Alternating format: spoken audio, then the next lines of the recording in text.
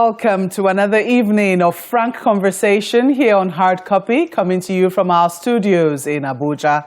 I'm Maokwe Ogun Yusuf. The first week in the month of August was a week long predicted in terms of the type of event to elicit both excitement and anxiety, almost in equal measure, depending on which caught your interest more. From the Senate confirmation hearings of ministerial nominees to the Presidential Election Petition Tribunal, where lawyers adopted their final addresses this week, and then nationwide protests by the Nigerian Labour Congress and its sister Trade Union Congress. What a week it's been indeed. Well, which of the events have you found most intriguing? Which were you concerned about the most? Do let us know using the handles showing on your screen. Tonight, I have a special guest. Special for me because I have a high regard for people who use words in very artistic ways.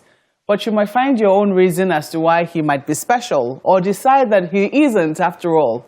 It's a democracy. The choice is yours. Senator Ainaya Abaribe is a fifth-term senator who currently represents Abia South Senatorial District on the platform of the All Progressives Grand Alliance, APGA. He was minority leader of the Senate in the 9th Assembly until he resigned his appointment when he defected to APGA. He's our guest on Hard Copy. Senator Abaribe, welcome to the program. Thank you, Maokwe. Pleased to be here. Indeed, especially after I've called you special. Well, let's start from the very beginning. It's been such a long while since we had you on the program, and let's say there's been lots of events since that time. I haven't heard you grant many interviews, and I'm going to seize tonight to ask you as many questions as I can. So I'm going to start from the elections, the 2023 elections. Very intriguing for a number of people. You defected to APGA just before the 2023 elections were conducted. And I was just wondering, was it in anticipation of the calculations in the Southeast? And considering just how close the elections were, the APGA, the Labour Party candidate in your senatorial zone came quite close, and then the governor, came a distant third, didn't quite make it. For you, what were the calculations? And do you think that maybe you should have been on the platform of Labour Party instead? Well, I think it's a little late now to do supposition of what ought to have happened and how it will have happened. All that happened, very simple. The door was closed against me. In the PDP? And some other people in the PDP. And that was what led to people seeking for other areas where they could still give their people a chance to make the choice of who becomes their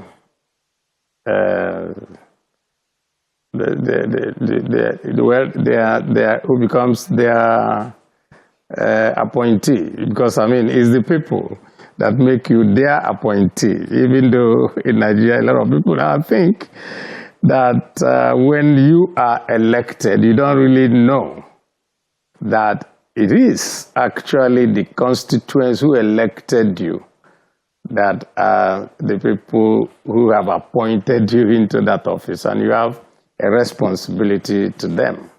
But let me say this, political parties, and I think that is what has happened to PDP, and will probably happen to other parties, sometimes take the people for granted and feel that, oh, they will always vote for us, not knowing that everybody is getting much and more aware of things that happen around them. And what happened to PDP in Abia was fairly simple. The people simply said, no more. We have had them for 24 years, and we have not seen anything that is coming out of it. And therefore, it was a rejection of it. And of course, when you combine it with what was going on everywhere, it was fairly obvious what was going to happen. We all saw it. Well, what do you think will be the calculations? You say it's too late now to be making presuppositions, but if you were to look in a crystal ball and see how politics is evolving across the country, particularly in your own zone as the Southeast region, how do you think that politics is going to be looking? I think what is going on now is that there will be less emphasis on party and more emphasis on those who can deliver the goods. That's what will happen. I think people are just getting tired of seeing the same old faces resurface, And if you check all the places where in the last election that there were a lot of violence, you could see that it was because people felt that they were no longer connecting with the people and now needed to snatch the votes or the results or whatever. So immediately after the election, and we came to collect the certificates of return. And I was asked a question by television too that day, and I said, only one thing is left, and that is to remove the human element as much as possible from the electoral process. And once that happens, you will see that even far more upsets, we will say so, will happen. Because it is the human element that those who want to snatch and grab and do all that, looked upon. So now the element of making it work has started. It's just to take it to the next level. Well, you're saying people are tired of old face. You're an old face. You're a fifth termer. Do you think people when I said tired of old face, I said tired of those ones who are not doing what their people want them to do. Yes. But it's not really about being old. It's about... I think people stay for a long time. But, I was there. They had every opportunity to decide that. But they still felt that I served their purpose, And, it was a close call, though. I'm sorry? It was a close call. Of course, it had to be a close call. It was a close call because the runner-up really came close. Yeah, he came close. That's that's how it is, But in legislative elections, even if it's one vote, that's it. It is only in the executive side that you have the question of you must reach a certain threshold before you can be declared a winner. Well, in the Southeast, a lot of issues. Some people will say, maybe not just the Southeast, all over the country. Fresh elections, but it's still the same old issues. People are just going to give fresh tries to the same old issues. For the Southeast, it's been this issue of sit at home, getting the Southeast economy to be up and running again. We see a number of governors trying to exert that influence to, put their stamp of authority as to being in charge. The state trying to take charge, as it were. Sometime in July last year, I beg your pardon, this year, of course, just last month, we saw leaders of the Southeast, regardless of political affiliation, coming together to have a meeting. Would you say that you're already beginning to see results as to what was decided in that meeting, or do you think it would take much more than one engagement to see it? Yes, I was in that meeting. I was part of the meeting, and there are more meetings we are going to hold. And of course, every one of us came together. In fact, when we discussed it on the floor of the Senate, my contention was that nobody wants the matter of sit at home anymore, because that idea had been hijacked by hoodlums and criminals. And now all they do is to use that cover to now perpetrate all manners of violence and mayhem everywhere. Now, I also, on the floor of the Senate, gave a historical background. And I think what is left is that if you give somebody a fulcrum on which he holds to do something. If you remove that fulcrum, then he has nothing to use. Now we have somebody in Finland who has declared himself a prime minister and goes ahead to issue all manners of orders. And the fulcrum he hangs it on is, that Nnamdi Kanu is under detention, he has to be released before they stop all this and all that. Now, when Nnamdi Kanu himself, when we visited him, because I went in company of Ike Ekweremadu, the former Deputy Senate President, Bishop Ona, the Catholic Bishop of Nsukka, Bishop Onoha, who is an Anglican bishop in Abia, and Oke Muche, who is the Secretary General of Ohanese. I will sat with him. And he said, no, I'm not part of this, and I have denounced it, and I have told my people to make announcements and told them we no longer can do that. Now we run into two problems. Because when we even came out and we engaged people, say, oh no, why won't you people let him come and talk? If he says it himself, and we told them, okay, here is a man under a jurisdiction of a court. It will be very difficult if the court does not give an order for him to give a verbal, a TV interview and all that, and it's never done. Because the corollary of it may be that every other person who is detained might now say, you must give me the same thing. So courts don't work that way. And because that was not able, so he has to pass the message through us, through his lawyers, and I think last week there was a handwritten message. There was a message from him, handwritten. Well, of course, the man who is profiting from it, far away in Finland, denounced it and now even put more conditions. Oh, they will never stop it until we see him. And I have to see him in Finland. So you can now see that because they profit from this, they're not going to stop it because it had become a money-making venture. And we have seen adverts where they do on the internet asking people to contribute money for the liberation of Biafra and all that. Now, what do? We have to engage with the government because there is also some subsisting issues on the ground. The court had granted him his freedom, and the government rearrested him. They didn't rearrest him. The government applied to the same appeal court for a stay of execution and now appealed to the Supreme Court. So now the Supreme Court hasn't taken any decision.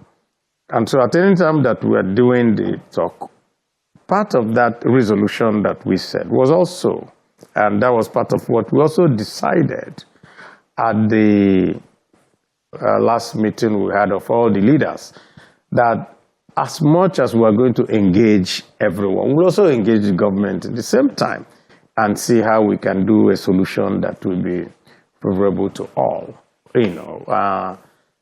Because if we do not remove that lever which they use, which is his continued detention, they will always use it as a reason for perpetrating crime. And what all the governors of the Southeast have done is that everybody coming together and they're trying to use the different ways to say we cannot hurt ourselves in trying to say we're looking for our liberation.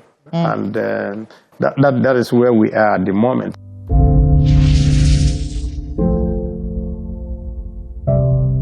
Welcome back. You're watching Hard Copy, coming to you from our studios in Abuja. Fifth-term Senator Einaya Abaribe is our guest tonight, and we're talking about a plethora of issues. Well, last week in Enugu, the situation was a bit worrisome. The Enugu state government is doing a different type of enforcement. It's almost like ensuring that people come out to work in defiance of the sit-at-home order. But that did not go down well with traders whose shops were closed. As a result of that, they came out to protest the following day, and that led to a confrontation which saw like about 2 people also lose their lives. I don't know if there's been any conversation around what happened in Enugu and whether, you know, other governors of the Southeast will be learning any lessons from there. Well, I think the governors met among themselves and they are meeting, and we're even going to have a meeting next week in Enugu, all of us. And I think these matters are going to come to have a way of making sure that there will be no that type of fatalities don't happen anymore. I think sometimes we have an Igbo adage, na ngahi uzo ukwe kote. Sometimes if you miss the road, it also helps you to know the proper way to follow. So I do not know the circumstances of what happened in Enugu. I just read it just like you read. And I think that when we get there for our meetings next week, I think the full facts will be there because we're getting disparate information on that. Let me quickly just take you up on this one. You know, Ohaneze also saying that 250 people have lost their lives in the enforcement of sit-at-home orders. I don't know what your take is on it. You know, the number of lives that have been lost so far. This is without even also taking cognizance of the damage to the economy. What are your thoughts on it? Well, my thought really is even one person being lost is too much.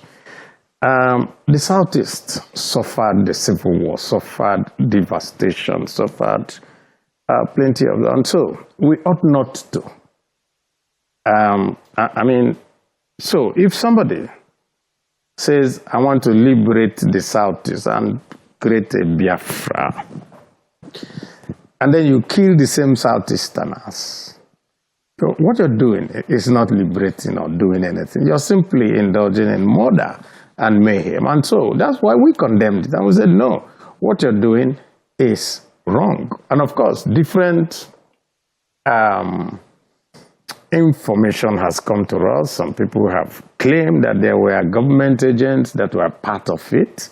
Some people have claimed that some other agent provocators have also. And of course, we were also here when we saw Sari Dokubo make a very provocative statement that he was the person with his people going to do things in that place. And what we want really is to bring an end to this. Because if you bring an end to it, then we can now, let's say, purely follow what the late Odumegwu Ojukwu said, that if you want a Biafra, that the things that we're past the stage of war, that what we want is a Biafra of the mind. Yeah, over the last 2 years, that's what Ohaneze says. Yes. But let's go to the matter of the Senate confirmation hearings now. You have sat through them this week, and it's drawn quite a bit of reaction. Some lawyers, first of all, say that, look, the president could be in contravention of the Constitution,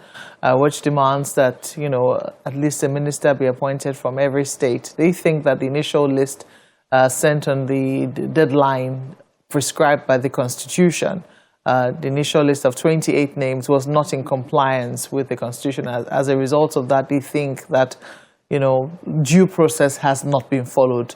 The Senate hasn't taken an issue with that, but do you have a problem with that? I don't, because I'm not a lawyer, so that's within their own jurisdiction. But what we felt, to be very fair, on the floor, was that what was required by the Constitution is that a list should be sent. It never made a specific provision to say all states or whatever, you know. And now that every state is covered and even more, I don't think that that is an issue that the Senate is going to concern itself with? Well, the Senate, I hope, will concern itself with this other issue, which is this matter of bow and go scenarios. I know that, for years they've been trying to justify it, saying that, if they're former lawmakers, we'll give them that courtesy. But we also saw former governors being extended that, shall I call it, privilege now. People are saying, look, we are in a dire situation with regards to our economy and the general state of affairs, that at this point we should be seeing a scenario whereby ministers are truly grilled, or ministerial nominees are seen to be capable of whatever job it is that will be given to them. As somebody who is in the opposition, do you think that, the Senate has done sufficient work interviewing, because that's what the ministerial screenings are about, those who have been appointed as nominees? Let me make a clarification. I think sometimes the public also does not understand how it's done. Usually, the first thing that we do is screening. You talk about yourself, we ask you questions, and so forth. Then the second part is the confirmation. Where is the screening? The screening is the one that we're doing now. Okay. The one that people come, they talk about themselves. We decide whether to let you go or ask you specific things. But let me say this. The biggest problem that we have with the screening of anyone is the fact that it does not come with the portfolio you're going to have. Anywhere else in the world where people are screened in this manner, they come with their portfolio so that you know how you specifically engage that person. But our constitution does not require that, and most of the presidents, none has found it expedient, let's just say, to break with the norm and come with, this man is going to be my Minister of Finance. So we now know, and when we are engaging him, we now know whether he actually understands where he's going. But once it's an omnibus thing, so people are now, you can ask some people, you can decide they won't go.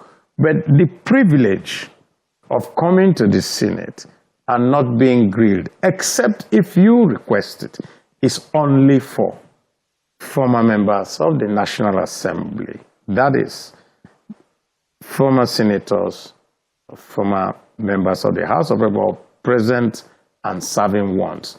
For governors, it's not extended to them. If, in the opinion of the people on the floor, they decide that they are going to not engage the person, maybe they feel that his performance as governor was very sterling and that you don't need to engage him on that, then that is what happens on the floor. Sometimes people don't do what the public expects. Yeah, but there were no objections raised. It was same that members... Let me put it this way, which is another thing the public doesn't know. You may raise your hand to ask a question, and in the balance of you don't catch the eye of the presiding officer and he doesn't call you. That does not mean that you may not have wanted, but if he doesn't call you, then that is it. So what has actually happened is a misunderstanding, because at the end of the day, we're still going to come to confirmation. What now happens in confirmation is that each candidate will be brought out and we will now say, would you confirm this person? Those who have objections will also have the opportunity then to also raise objections. Yeah, but given how the screenings have gone so far, do you think that there will be any objections that would stand, in this particular assembly? Well, I cannot speak for the Senate, but I know that what you expect may not happen. You may just find that some people may not scale through the confirmation stage. Well, there's so much more we take up Senator Baribe on. For instance, what political party is he supporting at the Presidential Election Petitions Tribunal? Find out when we bring you the rest of this interview next week. But that's all we can take tonight. We look forward to your feedback on this particular one. Thank you for watching. I'm Maokwe Ogun Yusuf. Good night.